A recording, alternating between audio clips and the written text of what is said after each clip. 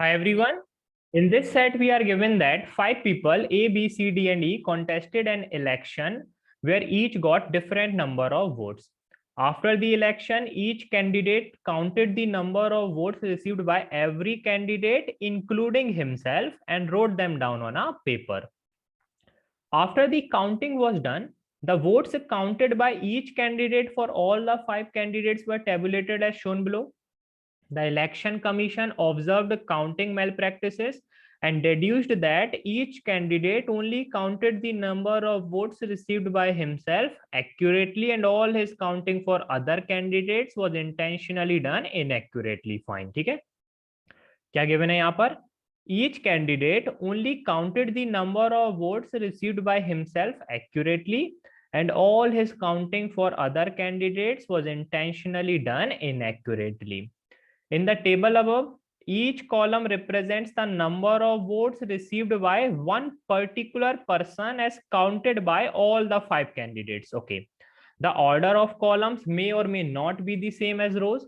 Thus, column 1 need not represent the votes received by candidate A as counted by all the five candidates. The rows denote the count of votes written down by each candidate for himself and the other four candidates.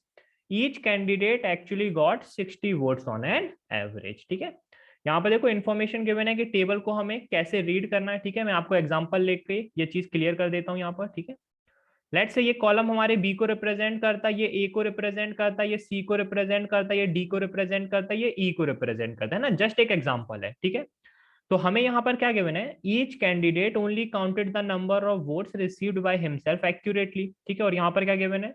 The rows denote the count of votes written down by each candidate for himself and the other four candidates. ठीक है, तो यहाँ पर देखो ए, यहाँ पर जो उसका खुद के नंबर ऑफ वोट्स होंगे वो एक करेक्ट वैल्यू बताएगा, है ना, बिकॉज हमें गिवन है each candidate only counted the number of votes received by himself accurately and all his counting for other candidates was intentionally done inaccurately. है ना, मीन्स ए के अकॉर्डिंग बी ने 50 वोट्स रिसीव किए, बट ये एक incorrect value है ना, ये एक इनकरेक्ट वैल्यू होगा क्योंकि हमें गिवन है ना. तो ये इनकरेक्ट होगा, ये इनकरेक्ट होगा, ये इनकरेक्ट होगा, ये इनकरेक्ट होगा, है ना. मीन्स ए अपने खुद का वैल्यू बस हमारा यहाँ पर करेक्ट बताएगा. सेम विथ बी, बी का हमारा ये वैल्यू करेक्ट होगा, बाकी ये 4 वैल्यूज हमारे इनकरेक्ट होंगे. ठीक है, सेम विथ सी, सी का हमारा ये वैल्यू करेक्ट होगा, बाकी 4 वैल्यूज इनकरेक्ट होंगे. डी का ये वैल्यू हमारा करेक्ट होगा, बाकी 4 इनकरेक्ट होंगे. एंड ई का ये वैल्यू हमारा करेक्ट होगा, बाकी 4 हमारे इनकरेक्ट होंगे. ओके, जस्ट एक एग्जांपल है ये, है ना. अब इसमें अगर आप एक चीज नोटिस करें तो यहाँ पर देखो इस पर्टिकुलर कॉलम में, है ना, इस पर्टिकुलर कॉलम में हमारा ये वैल्यू करेक्ट है, 4 इनकरेक्ट. इस कॉलम में ये वैल्यू करेक्ट है, 4 इनकरेक्ट. इस कॉलम में ये वैल्यू करेक्ट है, 4 इनकरेक्ट. इस कॉलम में ये वैल्यू करेक्ट है, 4 इनकरेक्ट. एंड इस कॉलम में ये वैल्यू करेक्ट है, 4 इनकरेक्ट, है ना. तो यहां से एक चीज तो क्लियर है, एवरी रो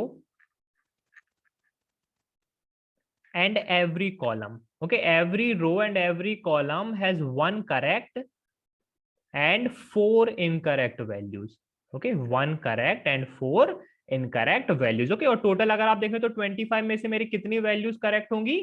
दैट इज 5, है ना. अभी देखो ये जस्ट एक एग्जांपल है ना, हमें यहाँ पर गिवन है each got different number of votes, है ना, बट हमारे एग्जांपल में बी के नंबर ऑफ वोट्स 58 हैं, डी के नंबर ऑफ वोट्स भी 58 हैं. ओके, तो अभी इसमें कंफ्यूज मत होना, ये जस्ट मैंने आपको एग्जांपल समझाया है ना कि टेबल को हमें किस वे में रीड करना है ना. तो यहां से देखो एक चीज तो क्लियर है कि every row and every column has 1 correct and 4 incorrect values. Okay, 1 correct and 4 incorrect values. ठीक है, फाइन. अब देखो अब सेट को हम कैसे सॉल्व करें. देखो कभी भी इस तरह का सेट अगर आपके पास आएगा तो उसमें कहीं ना कुछ क्लू आपके पास जरूर होगा, है ना. तो एक चीज अब यहाँ पर नोटिस करना. ठीक है, लेट्स से ये वैल्यू मेरा इस कॉलम में करेक्ट है ना. अगर इस कॉलम में ये वैल्यू मेरा करेक्ट है तो ये कॉलम मेरा किसके रिगार्डिंग है? ऑब्वियस है कि ये कॉलम हमारे ए के रिगार्डिंग है ना, क्योंकि ए हमारा खुद का वैल्यू बस करेक्ट बताएगा, बाकी 4 वैल्यूज हमारा इनकरेक्ट बताएगा, है ना. जस्ट अभी मैंने आपको एग्जांपल में समझाया. ठीक है, अब हमें यहां से ये तो पता चल गया कि ए की नंबर ऑफ वोट्स कितने हैं, that is 50. Okay, that is 50. अब ई के अकॉर्डिंग ए ने कितने वोट्स रिसीव किए? ई के अकॉर्डिंग ए ने कितने वोट्स रिसीव किए, दैट इज 50. तो ये वैल्यू भी तो मेरा करेक्ट हो गया, है ना, ये वैल्यू भी तो करेक्ट हो गया, है ना, क्योंकि देखो ए के अकॉर्डिंग ए ने, है ना, ए के अकॉर्डिंग ए ने कितने वोट्स रिसीव किए, दैट इज 50. ओके, और ये एक हमारा अगर हम करेक्ट वैल्यू लेते हैं तो ए के हमारे नंबर ऑफ वोट्स रिसीव्ड कितने हैं, दैट इज 50। अब ई के अकॉर्डिंग ए ने कितने वोट्स रिसीव किए, दैट इज 50। ओके, तो ये भी तो करेक्ट है। बट किसी कॉलम में क्या मेरे टू करेक्ट वैल्यूज हो सकते हैं, नो, है ना। अभी हमने देखा था every row and every column has one correct and four incorrect values, है ना। तो किसी भी कॉलम में अगर टू वैल्यूज मेरी रिपीट हो रही है तो वो मेरे करेक्ट वैल्यूज नहीं हो सकते, है ना। सेम जैसे ये देखो, अगर ये करेक्ट वैल्यू है तो ये हमारा कॉलम किसको रिप्रेजेंट करेगा, ई को। तो ए के अकॉर्डिंग अगर मैं देखूं तो ई के नंबर ऑफ वोट्स कितने हैं, दैट इज 50। ओके, तो ये दोनों हमारे करेक्ट हो जाएंगे, विच इज नॉट पॉसिबल, है ना, विच इज नॉट पॉसिबल। तो ये हमारा करेक्ट नहीं हो सकता, ये हमारा करेक्ट नहीं हो सकता। सिमिलर लॉजिक में अगर हम देखें तो यहाँ पर देखो 64 एंड 64 है, ठीक है। जस्ट मैं आपको समझा देता हूँ ये चीज भी यहाँ पर दोबारा। अगर ये करेक्ट वैल्यू है तो ये बी है। अब देखो सी के अकॉर्डिंग बी ने कितने वोट्स रिसीव किए, दैट इज 64, तो ये भी तो हमारा करेक्ट हो गया, है ना। बट किसी कॉलम में हमारे टू करेक्ट वैल्यूज नहीं हो सकते, है ना। तो ये दोनों हमारे पॉसिबल नहीं है ना, कि ये दोनों हमारे करेक्ट वैल्यूज हैं। सेम यहाँ पर देखो ये दोनों हमारे पॉसिबल नहीं है, यहाँ पर देखो ये 3 हमारे पॉसिबल नहीं है ना, क्योंकि जहां पर भी हमारे वैल्यूज रिपीट होंगी वो हमारे पॉसिबल नहीं होंगे, ठीक है। एंड यहाँ पर देखें अगर आप, तो 78 एंड 78 हमारा रिपीट हो रहा है। ओके, तो ये हमारे करेक्ट वैल्यूज नहीं है, ठीक है। अब अगर आप रो सी में देखें ना, मीन सी का अगर आप रो देखें तो 4 वैल्यूज इनकरेक्ट हैं, सिर्फ ये वैल्यू बचा हमारा, तो ये करेक्ट वैल्यू होगा। अब सी के अकॉर्डिंग ये वैल्यू करेक्ट है, तो ये पर्टिकुलर कॉलम हमारे किसको रिप्रेजेंट करेगा, दैट इज सी को। ओके, तो सी के हमारे नंबर ऑफ वोट्स कितने आ गए, दैट इज 52। ओके, सी के हमारे नंबर ऑफ वोट्स कितने आ गए, दैट इज 52। अब ये इनकरेक्ट होगा, ये इनकरेक्ट होगा क्योंकि मुझे पता है every row and every column has one correct and four incorrect values.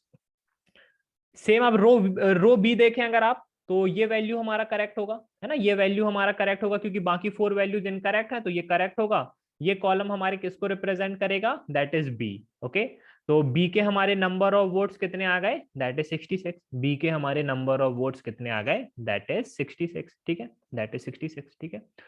अब इस पर्टिकुलर कॉलम में अगर हम देखें तो ये दोनों वैल्यूज हमारी इनकरेक्ट हो जाएंगी, है ना, क्योंकि यहाँ पर एक करेक्ट मिल गया मुझे, तो बाकी सभी वैल्यूज मेरी इनकरेक्ट हो जाएंगी, ठीक है। अब देखो आगे, अब हम कैसे सॉल्व करें, देखो आगे के लिए हमें ये स्टेटमेंट को अब यहाँ पर यूज करना पड़ेगा। यहाँ पर क्या गिवन है, each candidate actually got 60 votes on an average, है ना, एवरेज की बात हो रही है ना।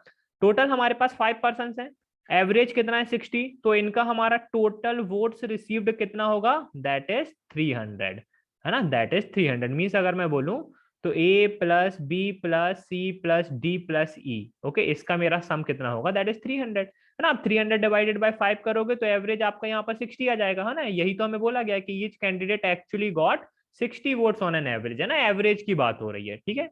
तो यहाँ पर मुझे ये चीज पता चल गया कि A plus B plus C plus D is equal to 300। Okay, मैं यहाँ पर नोट कर देता हूँ ये चीज,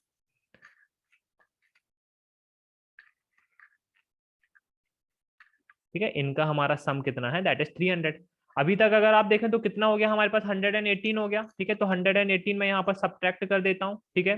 तो ये हमारा कितना बचेगा, 182। ओके, 182, 282 प्लस 18 दैट इज 300, है ना। ये हमारा कितना बचा, that is 182। Means A plus D plus E is equals to 182। Okay, A plus D plus E is equals to 182, ठीक है। अब देखो यहाँ पर अगर आप देखें तो ए के लिए हमारे ये 3 वैल्यूज बची हैं, डी के लिए ये 3 वैल्यूज बची हैं, ई के लिए ये 2 वैल्यूज बची है ना। तो कहीं ना कहीं यहाँ पर हमारे कम केस आएंगे, वहां से हम स्टार्ट करते हैं। लेट से ये वैल्यू अगर हमारा करेक्ट है ना, लेट से ये वैल्यू हमारा करेक्ट है, तो ये हमारे ई को रिप्रेजेंट करेगा, ये दोनों हमारे इनकरेक्ट हो जाएंगे, ये हमारा यहाँ पर इनकरेक्ट हो जाएगा, है ना, ये हमारा यहाँ पर इनकरेक्ट हो जाएगा, ठीक है। सेम अगर आप यहाँ पर देखें, ठीक है, तो क्या अब यहाँ पर डी का मेरा ये वैल्यू करेक्ट हो सकता है, नो। व्हाई नो, क्योंकि हमारे ई के नंबर ऑफ वोट्स कितने आ गए 58, तो डी के अब हमारे नंबर ऑफ वोट्स 58 नहीं हो सकते, है ना। ये हमें यहाँ पर फर्स्ट लाइन में गिवन है, where each got different number of votes. Okay, तो यहाँ पर हमारा क्या वैल्यू आएगा, यहाँ पर हमारा 56 आ जाएगा, ठीक है। तो ये इनकरेक्ट हो जाएगा, यहाँ पर ये हमारा 68 आ जाएगा, ये हमारा ए हो जाएगा, ये हमारा डी हो जाएगा। इनका हम टोटल करते हैं, 58 प्लस 56 प्लस 68, 100, 160, 168, 176, 182, है ना, ये सेटिस्फाई कर रहा है ना, ये हमारा सेटिस्फाई कर रहा है, दैट इज 182। ओके, तो ये हमारा सेटिस्फाई कर रहा है। ओके, दूसरा केस चेक करते हैं, ठीक है। दूसरा केस जब हमारा ई के अकॉर्डिंग ये उसका करेक्ट वैल्यू है 64, ठीक है, तो ये कॉलम हमारे ई को रिप्रेजेंट करेगा, ये दोनों हमारे इनकरेक्ट हो जाएंगे, ठीक है, ये दोनों हमारे इनकरेक्ट हो जाएंगे, ठीक है। अब हमारे पास देखो 64 आ गया, 52 है हमारे पास एंड 66 है। ओके फाइन, ठीक है। अब देखो अभी तक मेरा टोटल कितना हो गया 64, ठीक है। अब यहाँ पर देखो अगर मैं डी का ये करेक्ट लूंगा, ठीक है, डी का ये करेक्ट लूंगा तो ए का हमारा ये करेक्ट आ जाएगा, ठीक है, ये करेक्ट आ जाएगा। इसके अकॉर्डिंग अगर मैं टोटल देखूं तो ये मेरा मोर देन 182 है ना। तीनों वैल्यूज का अगर आप सम देखो तो ये मेरा क्या है, मोर देन 182 है ना, विच इज नॉट पॉसिबल, ठीक है, विच इज नॉट पॉसिबल, ठीक है।